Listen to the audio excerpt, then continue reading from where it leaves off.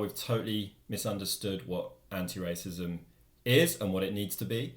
This is my most recent book called What is Anti-Racism and Why It Means Anti-Capitalism. It came out with Verso a year or so back. The book is about how we've totally misunderstood what anti-racism is and what it needs to be.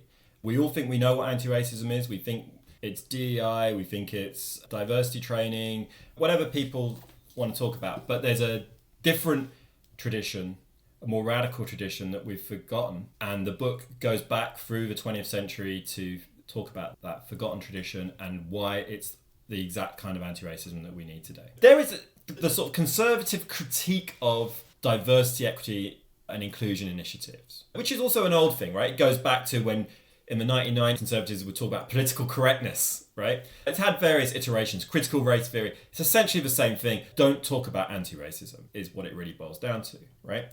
Now, there is a certain amount of truth to the argument from conservatives that anti-racism is preachy, it's elitist, it's patronizing, right?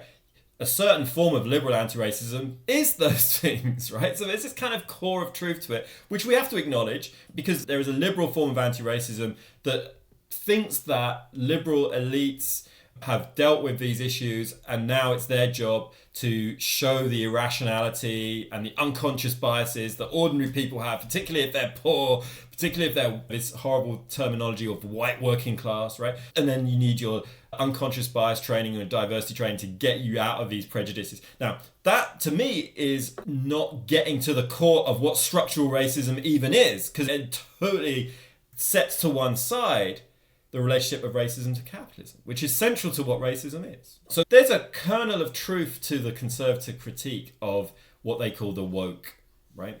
And the DEI. But that doesn't really change the real driver of what that is, because again, it's a psychological process that's about trying to disavow the interconnectedness of us as human beings, right?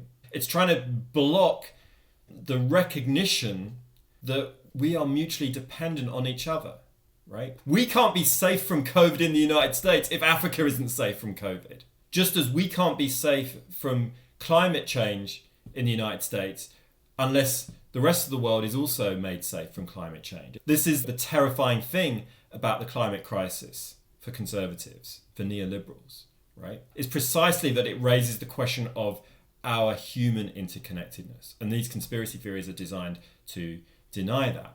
The response to that from the left needs to be to make real, in practice, the idea that for us to be in solidarity with other human beings is not a zero-sum competitive transactional process.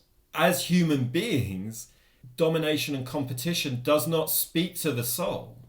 We have a human need for relationality, right? That ultimately is unbounded. Ultimately, it goes beyond our particular community, our particular ethnicity. It goes to the whole of humanity and beyond to other species. We have that human need. And unless we satisfy that human need, we're always going to be underdeveloped as human beings. I think we need to speak more on those terms, that this is about satisfying a basic human need. And socialism is, to me, ultimately about recognizing the human need for relationality.